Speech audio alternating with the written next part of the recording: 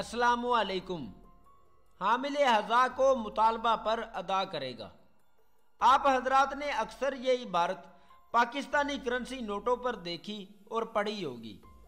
वैसे तर्जमे और मानी के लिहाज से तो ये एक सादा सा जुमला है, लेकिन इसका मफहूम, मतलब और मकसद बहुत कम लोग जानते हैं।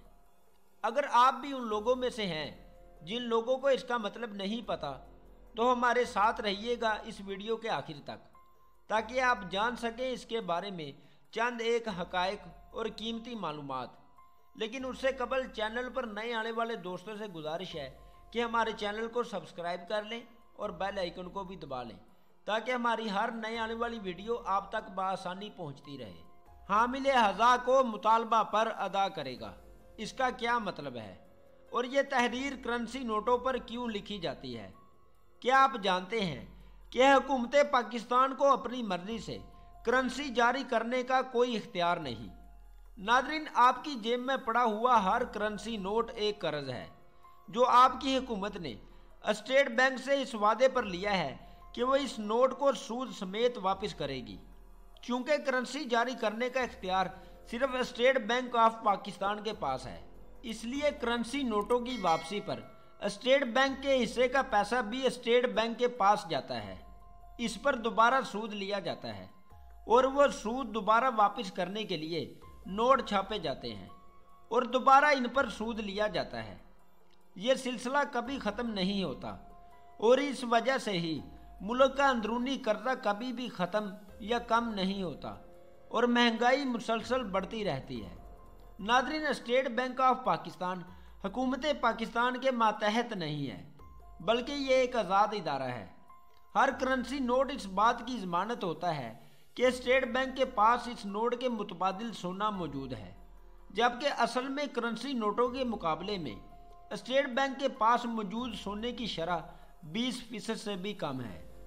दोस्तों, आपकी जेब में मौजूद नोट पर लिखी तहरीर हामिले हज़ा को मुतालबा पर अदा करेगा, इसका मतलब ये है कि आपकी हुकूमत आपके मुतालबे पर इस नोट के बदले में इसकी वैल्यू के बराबर सोना अदा करने की पाबंद है।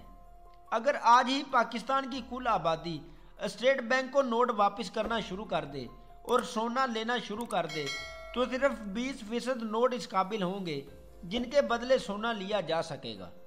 बाकी 80% नोटों की कीमत 13 रुपये फ़ी किलो होगी, क्योंकि उन नोटों के बदले स्टेट बैंक के पास सोना मौजूद ही नहीं है। इसलिए उन नोटों की कीमत वही है जो रद्दी कूड़े की होती है। दोस्तों, क्या आप जानते हैं कि दूसरी जंग अज़ीम के बाद यूरोप के लोग लकड़ी की जगह करेंसी नोट जलाया करते थे, क्योंकि लकड़ी की कीमत करेंसी से ज़्यादा हो गई थी। महंगाई बढ़ने की शरह, जिसे इन्फ्लेशन या अफरादे ज़र कहते हैं, इसका कॉन्सेप्ट सिर्फ 100 साल पुराना है। एक मुर्गी की कीमत फिरौन के दौर में 2 दिरहम हुआ करती थी, जो कि 19वीं सदी के आखिर तक तकरीबन 2 दिरहम ही रही। और अगर हम गौर करें तो आज भी इसकी कीमत तकरीबन 2 दिरहम के करीब तरीन ही है। यानी मतलब इसका ये हुआ कि इन्फ्लेशन यानी महंगाई की शरह 0 है। यहाँ पर पिछले 100 सालों के दौरान कागजी करेंसी की कीमत कई 100 गुना गिर चुकी है। इन्फ्लेशन दरअसल एक टैक्स है जो अमीर और गरीब बगैर किसी तफरीक के बराबर अदा करते रहते हैं। आज गुर्बत और अफलास की सबसे बड़ी वजह ही पेपर करेंसी और इस पर दिया जाने वाला सूद है।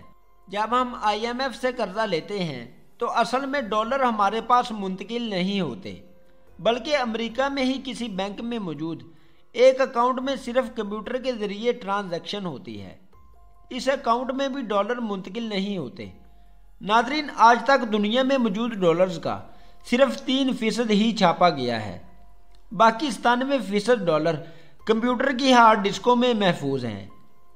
IMF के चार्टर में ये बात तहरीर है कि कोई भी मुल्क सोने और चांदी के सिक्के तैयार नहीं कर सकता, और अगर ऐसा करेगा तो IMF या वर्ल्ड बैंक ऐसे मुल्क को कर्जा नहीं देंगे।